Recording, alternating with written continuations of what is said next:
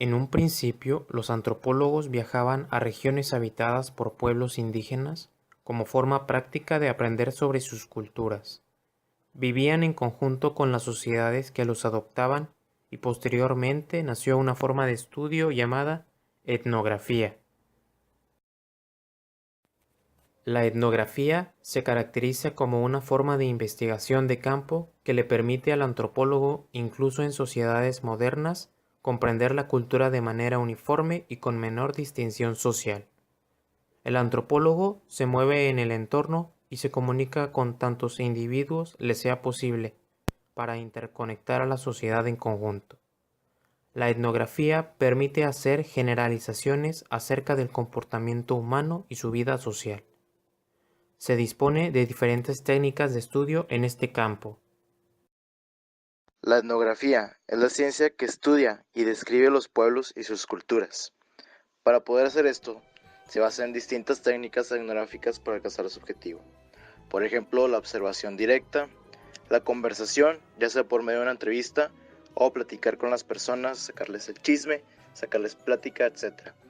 Estudiar los árboles genealógicos de los habitantes, trabajar con consultores o informantes, conocer las culturas, creencias y percepciones que tiene una población sobre la vida, sobre la fe, y hacer estudios longitudinales a largo plazo, evaluando conforme el paso del tiempo cómo ha cambiado una cultura. La primera de estas técnicas es la observación directa, y para ello el antropólogo debe viajar a una comunidad de estudio, normalmente eran comunidades indígenas de pequeños grupos, y llevaba un diario personal de todo lo que hacía. Convivía con ellos, participaba en las actividades diarias, convivía como un habitante más de la comunidad mientras iba conociendo un poco más de la cultura. Por ejemplo, el caso de Margaret Mead, que es una antropóloga mundialmente famosa, hizo muchos trabajos en comunidades indígenas en Indonesia. En la imagen se ve que está conociendo a los indígenas, está conociendo a los niños, era una más de la comunidad. Cerca con estas comunidades permite que el etnógrafo preste atención a cientos de detalles de la vida diaria. Por ejemplo, la manera de comer, la manera de hablar, de convivir, las expresiones y los modismos que usan esas culturas. Normalmente llevan un diario personal, pero aparte llevan notas de campo que son escritos un poco más formales. Describen patrones triviales, cosas que a lo mejor para la cultura es algo normal, es algo básico, pero a una persona externa pues son patrones que resaltan. Todo a los ojos del etnógrafo es nuevo, es completamente diferente a lo que conoce y es lo que está estudiando. Bueno, ahora otro tema que vamos a abordar son las estrategias de investigación de campo. Aquí vamos a tener dos términos que se utilizan para describir como que los roles que se estudian en una población. Uno va a ser el EMIC y otro el ETIC. El EMIC investiga lo que la gente piensa, o sea, lo que la gente local percibe de su mundo, de sus reglas, el significado de cada una de las cosas que hace. Eso quiere decir que es el punto de vista nativo. Y a través del informante cultural o consultor, ellos son quienes explican sobre su cultura. Entonces, una persona originaria o nativa de la población será el consultor y a través de él el etnógrafo podrá aprender de la cultura que esté estudiando.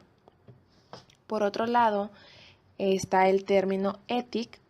Este significa la interpretación que le da a la cultura, o sea, lo que nota o considera de relevante durante el periodo que esté estudiando a la población.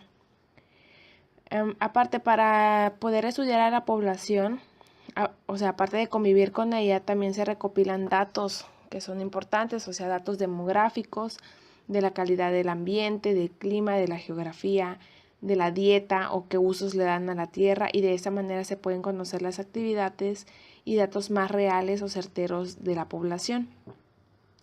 También se pueden consultar registros o archivos gubernamentales para poder obtener esos datos. El estudio de campo en los últimos años se ha visto favorecido porque hay mejor acceso a algunas poblaciones a las que antes era difícil entrar. Esto pues gracias al transporte y a diferentes medios que han podido hacer más accesible la entrada a ciertas comunidades. Y pues hablando un poco más de cómo se logra hacer este estudio de campo, vamos a hablar un poco de la investigación. Vamos a ver que para el estudio de campo la investigación debe ser de tipo longitudinal y en equipo. Que sea una investigación longitudinal quiere decir que es a largo plazo, y se hacen varias visitas y que sea en equipo quiere decir de que todas estas visitas a lo largo del tiempo van a ser de diferentes investigadores que van a llegar a conocer a la población y entre todos van a desarrollar la investigación más detallada. De esta manera, pues se van a poder conocer los cambios que va sufriendo la población por factores como la globalización y cómo se han adaptado a ellos, cómo se juntan y de qué manera empiezan a resolver nuevas circunstancias. En la actualidad, la cultura ha sido influenciada y se ha diversificado, ya que no se puede ignorar el efecto que tienen los medios de comunicación, el efecto que tiene el turismo, el efecto que tiene la migración, el gobierno, los movimientos sociales o incluso movimientos terroristas, la visita de extranjeros, de refugiados y que poco a poco van formando parte de la comunidad. Es imposible en el mundo de hoy encontrar fenómenos locales y que estos estén aislados de fuerzas globales. Todo esto principalmente debido a los medios de comunicación y que ahora el acceso a otras comunidades pues ya es más fácil. Entonces hoy las personas experimentan lo local y lo global de manera simultánea. Conforme fue creciendo la población en estudio, se desarrolló y mejoró el diseño de investigación por encuestas.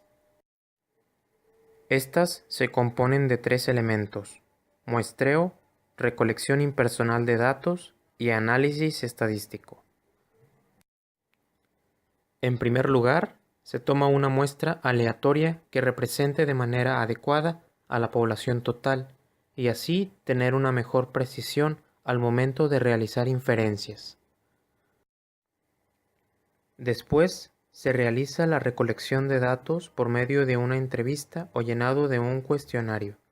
Actualmente, también se puede hacer mediante llamada telefónica o correo electrónico. Por último, se lleva a cabo el análisis de la información con el uso de técnicas estadísticas para su interpretación. Los atributos que varían entre los miembros de una muestra o población se conocen como variables. Estas afectan las identidades, experiencias y actividades sociales en las naciones modernas.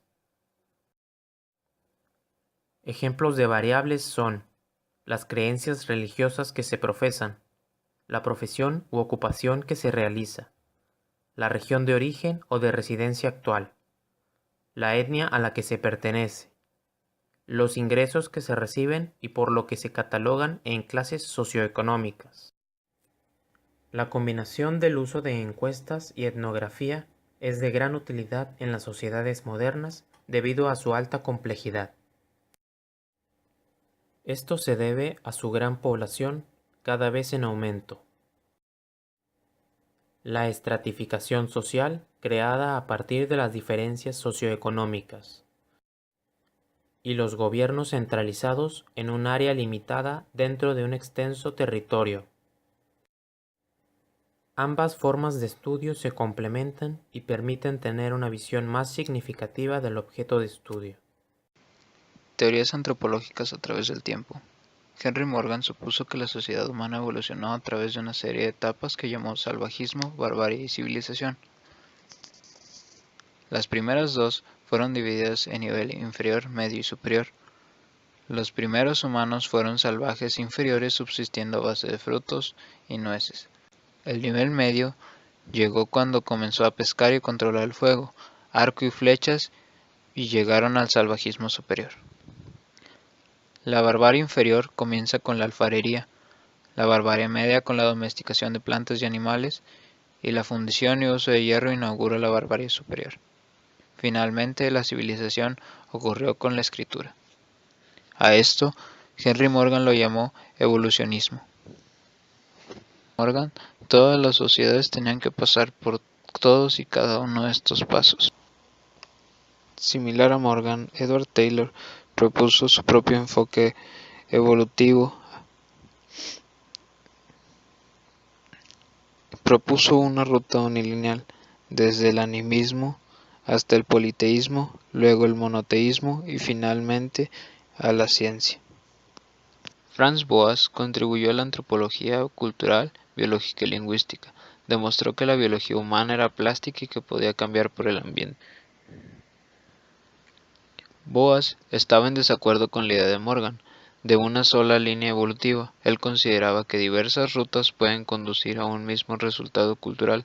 A esta postura se le llamó particularismo histórico. Rechaza la comparación y la generalización en favor de un enfoque histórico individual. El funcionalismo pospuso la búsqueda de los orígenes y en su lugar se enfocó en el papel de los rasgos y las prácticas culturales en la sociedad contemporánea. Tanto Malinowski como Radcliffe Brown se enfocaron en el presente más que en la reconstrucción histórica. Dos estudiantes de Boas desarrollaron un enfoque de la cultura que se llamó configuracionismo. Este se relaciona con el funcionalismo, en el sentido de que la cultura se ve como un todo integrado. El neoevolucionismo o la teoría evolutiva de Taylor habla de que el hombre, la cultura y la sociedad mejora progresivamente, siendo la civilización occidental la cima del progreso. Los neoevolucionistas piensan que el progreso cultural, social y del hombre ha venido a través de las mejoras en la obtención de energía, cazando animales en los bosques, cuando aprenden a ser agricultores y labradores. Entonces crecen, sus hijos comienzan a ser más altos y fuertes. Todo se resume en la búsqueda y captación de la energía. El materialismo cultural lo podríamos explicar como un enfoque de investigación que postula que las condiciones materiales suelen ser el principal factor promotor de los cambios sociológicos y culturales, observados así como una fuerte determinante de los patrones culturales y de organización de una determinada cultura o sociedad. Cultura y el individuo. Culturología. Es el término que se le dio a la antropología cultural por Leslie White.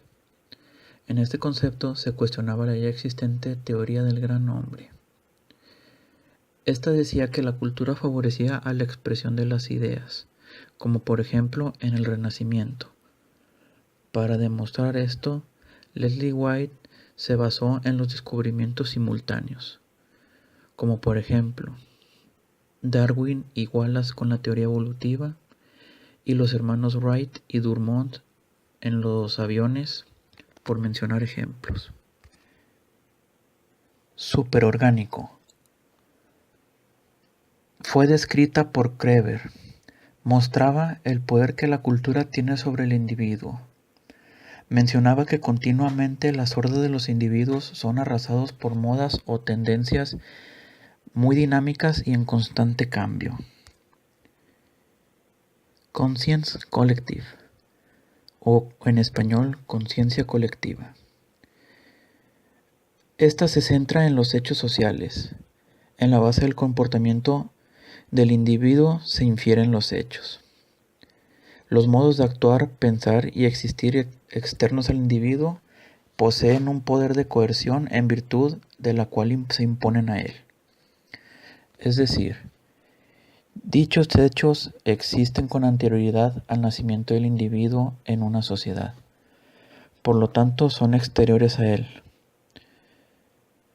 Colectivos por ser parte de la cultura y la sociedad, y coercitivos porque los individuos se educan de acuerdo a las normas de una sociedad, por el simple hecho de haber nacido en ella. Antropología simbólica. Victor Turner fue el precursor. Este reconoció los vínculos entre el psicoanálisis y la antropología. Dividió los símbolos en universales y particulares. Se considera a las culturas como sistema de símbolos compartidos que adoptan una forma de ver al mundo. Son los símbolos universales. Para estudiar a otra cultura debemos de salir de la nuestra, acercándonos a las otras e intentar comprenderlas y valorarlas. Símbolos particulares. Estructuralismo. Fue descrita por Claude Lévi-Strauss. La mente humana tiene características universales, por eso todos los seres humanos del planeta se comportan de manera similar, como en su comportamiento por la naturaleza, con los animales, o en formar relaciones con otros seres humanos, por citar algunos ejemplos. La teoría de la práctica, por Ortner en 1984. Esta mencionaba que en las culturas hay diversos motivos y diferentes grados de poder e influencia. Se transforma el mundo mediante acciones del individuo. En pocas palabras, hay acción recíproca entre cultura e individuo. Hoy en día la antropología ha evolucionado mucho. El etnógrafo entra a comunidades ahora con la intención de buscar solucionar una problemática. Se vuelve una investigación menos holística, pero gracias a los avances de tecnología pues se ha podido ampliar. Hoy en día los antropólogos se han concentrado mucho en el flujo de personas y finanzas, como viene siendo la migración, las diásporas y pues cómo el ser humano aprovecha la tecnología para continuar con su convivencia. La Sociedad Americana de Antropólogos, la AAA, hoy en día está representada por muchos grupos que estudian la antropología a nivel biológico, arqueológico, psicológico, lingüístico, exploran lo que es la agricultura y la manera en que conviven las comunidades rurales, urbanas y a nivel mundial.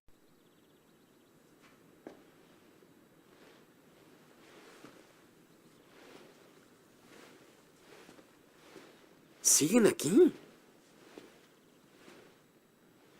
Ya se acabó. Váyanse a casa.